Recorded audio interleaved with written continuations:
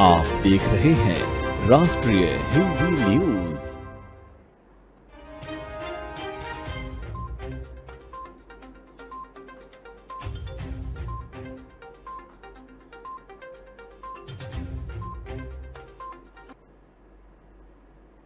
नमस्कार, आप देख रहे हैं राष्ट्रीय हिंदी न्यूज और आपके साथ हूं मैं अंजना राठौर। खबर लगातार में आपका स्वागत है। मैनपुरी में हत्या का मामला सामने आया है, जहां एक पति ने अपनी ही पत्नी की चाकू से गोदकर हत्या कर दी। बताया जा रहा है कि थाना बेवर क्षेत्र के ग्राम गड़िया छिनकौर में पति पत्नी के बीच पहले से ही किसी बात को लेकर विवाद चल रहा था। उसी विवाद के चलते आरोपी पति ने अपनी पत्नी को चाकू से गोदकर मौत के घाट उतार दिया और मौके से फरार हो गया। घटना की सूचना मिलते ही पुलिस मौके पर पहुंची और शव का पंचनामा भरकर पोस्टमार्टम के लिए भेजा। पुलिस के मुताबिक आरोपी की पहली पत्नी की पहले ही मौत हो चुकी है और अब दूसरी पत्नी की विवाद के चलते आरोपी ने हत्या कर दी और फरार हो गया। फिलहाल पुलिस आरोपी की तलाश कर रही है और जल्द ही आरोपी की गिरफ्तारी कर ली जाएगी। वहीं इस मामले में अपर पुलिस अधीक्षक मधुबन कुमार सिंह का क्या कुछ कहना है, सुनिए। ये प्रकरण थाना बेवर के ग्राम गड़िया छिनकौरा का है। यहाँ कल धनपाल नाम के व्यक्ति द्वारा अपनी पत्नी की चाकू मारकर मृत्यु कारित कर दी गई थी। इस संबंध में सूचना थाना बेवर को प्राप्त हुई थी। बेवर थाना द्वारा मौके पर पहुंचकर सबको कब्जा पुलिस में लेकर इसकी पंचायतनामा की कार्रवाई की गई। मृतका के परिजन द्वारा जो दहेज दी गई उसके आधार पर मुकदमा पंजीकृत किया गया है। विवेचना की जा रही है। उसके पति नामित जो है उसकी तलाश की जा रही है। अगली खबर गाजीपुर से है, जहां जिला पंचायत अध्यक्ष सपना सिंह के 1 साल का कार्यकाल पूरा होने पर अपनी काम की उपलब्धियों को गिनाया। साथ ही करीब 3 करोड़ की लागत से जिले में बनने वाले 5 अमृत सरोवर का शिलान्यास किया। इस दौरान जिला पंचायत अध्यक्ष सपना सिंह ने बताया कि पंचायत में पिछले 1 साल में 77 करोड़ की लागत से 533 कार्य स्वीकृत किए गए हैं, जिसके सापेक्ष अब तक 355 काम पूरे हो चुके हैं। वहीं बचे हुए 178 काम अभी प्रगति पर हैं। बता दें, जिला पंचायत अध्यक्ष सपना सिंह अपने कार्यकाल के 1 साल पूरा होने पर जिला पंचायत द्वारा कराए गए उपलब्धियों को बताने के लिए जिला पंचायत हॉल में प्रेस वार्ता की। प्रेस वार्ता के दौरान ये भी बताया कि शासन से गाजीपुर को 5 अमृत सरोवर बनाने का बजट पास हो चुका है, जिसका शिलान्यास किया गया है। वहीं उन्होंने बताया कि इससे पूर्व के जिला पंचायत अध्यक्ष के द्वारा 1 साल के पूरे होने पर अब तक इस तरह का कोई भी कार्यक्रम का आयोजन नहीं किया जा रहा है। उन्होंने ये भी बताया कि जिला पंचायत के द्वारा ग्रामीण इलाकों में 25,000 LED लाइट लगाई जा रही हैं। इसके अलावा जिला पंचायत के राजस्व की बढ़ोतरी के लिए कई अन्य कार्य, जिसमें अंडरग्राउंड पार्किंग, दुकानें, कार्यालय, भवन एवं सभागार को बनाया भी जाएगा और इसके लिए प्रस्ताव किया गया है। जिला पंचायत अध्यक्ष सपना सिंह ने और क्या कुछ कहा, सुनिए। आज 1 साल मेरे कार्यकाल को पूरा हुआ।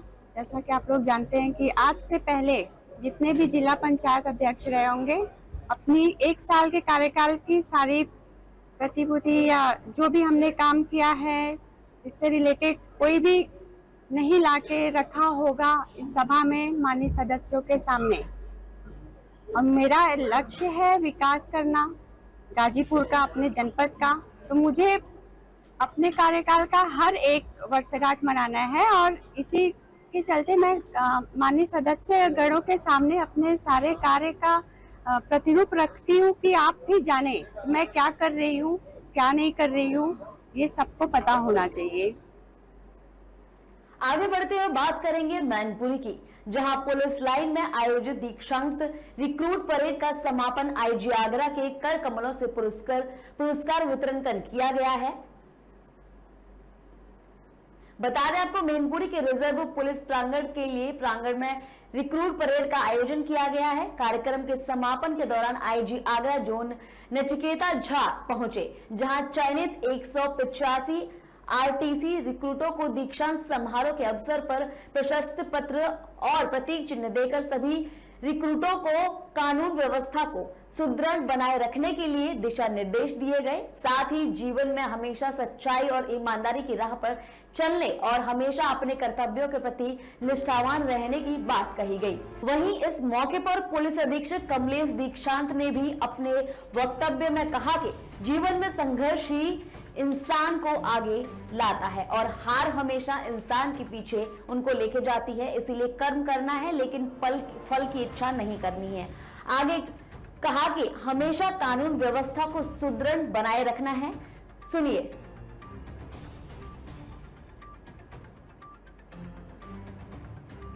सबसे पहले दीक्षांत परेड पर मैं सभी नव आरक्षीगण को बधाई देता हूं और पूरा उम्मीद करता हूं और अपेक्षा करता हूं कि देश के लिए, समाज के लिए और पुलिस के लिए बहुत अच्छे कार्य करेंगे।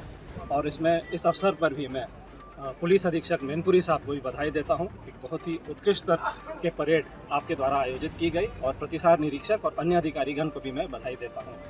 इसका मकसद ये है कि अनुशासन, कवायद और ये सब जो बहुत महत्वपूर्ण है पुलिस के लिए, ये परिचय देना कि ये जो नव आरक्षीगण है समाज के लिए और पुलिस के लिए बहुत अच्छे कार्य करेंगे।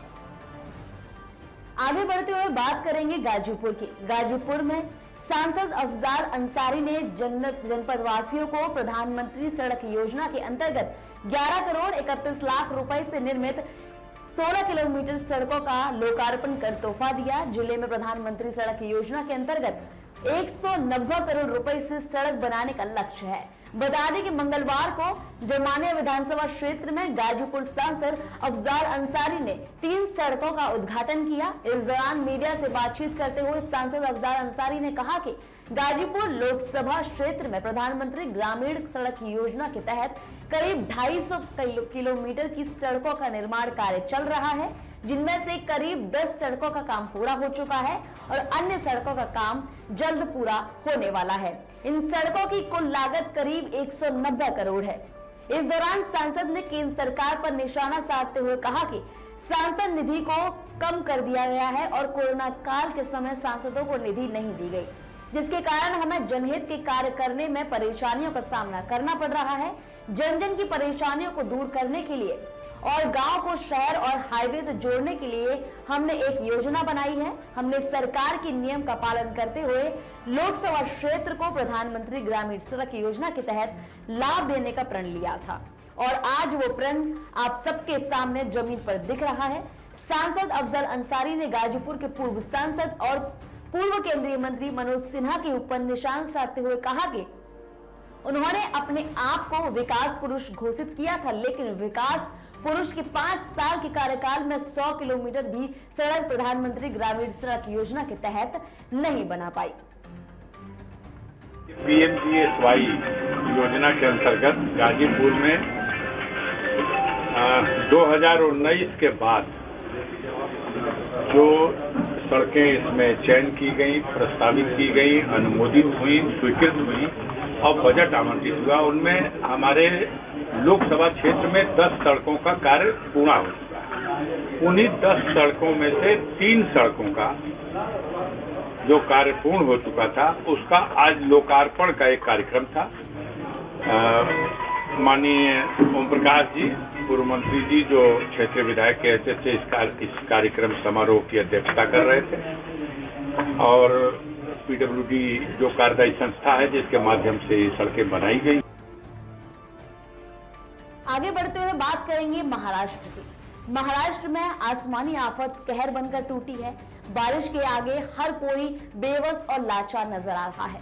महाराष्ट्र में बाढ़ की वजह से अब तक 84 लोगों की मौत हो चुकी है।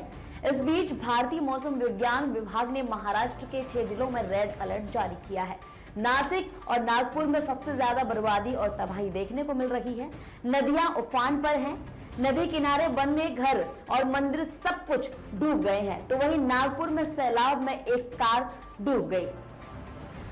गढ़चिरौली और अकोला में भी बाढ़ का कहर बरपाने में लगा हुआ है, कहर बरप रहा है। वहां पर भी लोगों के घर बाढ़ में पानी भर चुका है।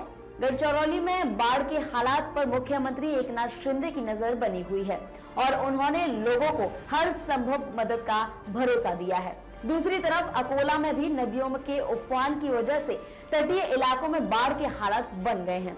बाढ़ की वजह से लोगों की मुश्किलें बढ़ गई हैं। वहीं मौसम विभाग ने पालघर, नासिक, रायगढ़, पुणे, सतारा और कोल्हापुर में भारी बारिश की संभावना को देखते हुए रेड अलर्ट जारी कर दिया है।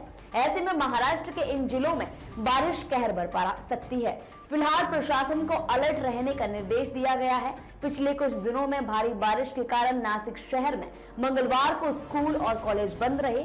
लोगों को बाढ़ प्रभावित इलाकों से सुरक्षित स्थानों पर जाने के लिए कहा गया। नासिक शहर में मंगलवार सुबह 8:30 बजे तक 24 घंटे में 97.4 मिमी बारिश हुई। बहरहाल बाद में बारिश कुछ देर रुकी गई, जिससे लोगों को राहत मिली। इससे पहले जिसे सप्तशृंगी मंदिर के पास सोमवार को बहुत तेज बारिश हुई। पानी भर जाने के कारण मंदिर की सीढ़ियों पर 6 श्रद्धालुओं की मामूली चोट भी लगी है उनको। आगे बढ़ते हुए बात करेंगे श्रीलंका की। कोलंबो में भारतीय उच्चायोग ने उन खबरों को निराधार बताया है जिनमें यह दावा किया गया था कि भारत ने राष्ट्रपति गोटाबाया राजपक्षे और उनके भाई बेसिल राजपक्षे को देश से फरार होने में मदद की है।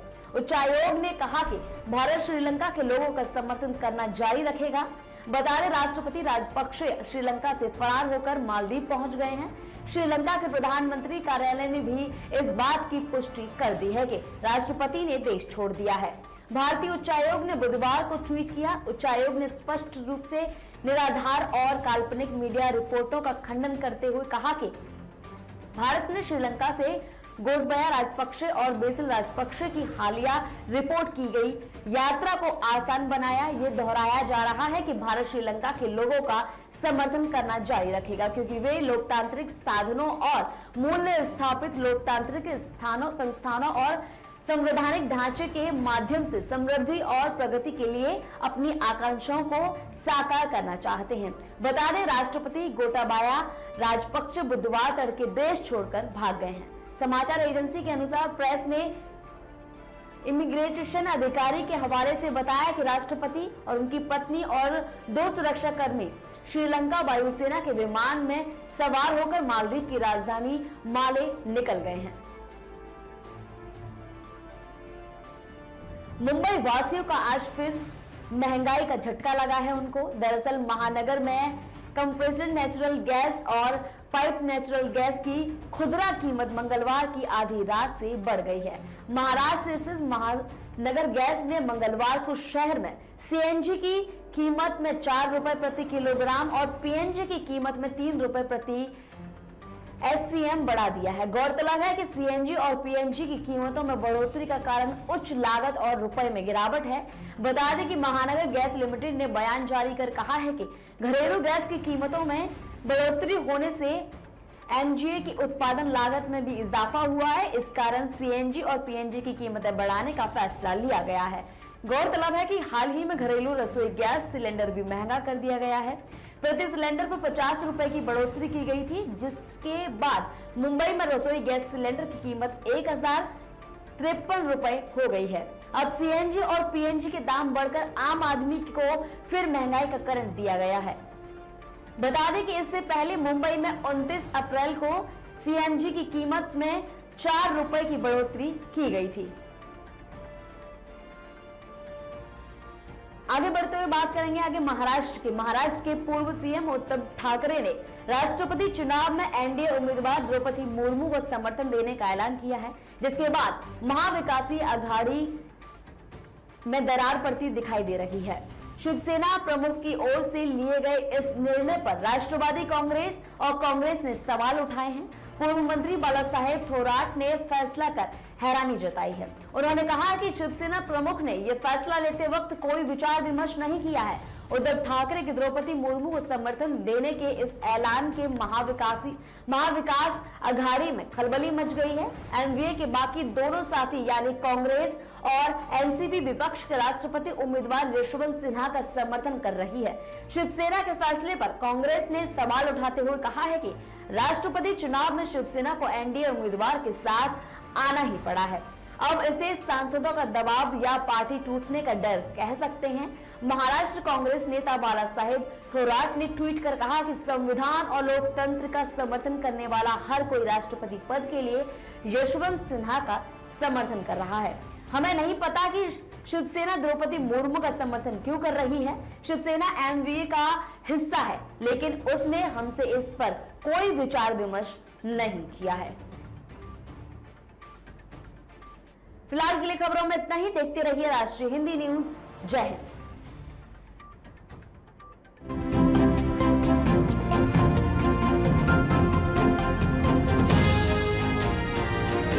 आप देख रहे हैं राष्ट्रीय हिंदी न्यूज।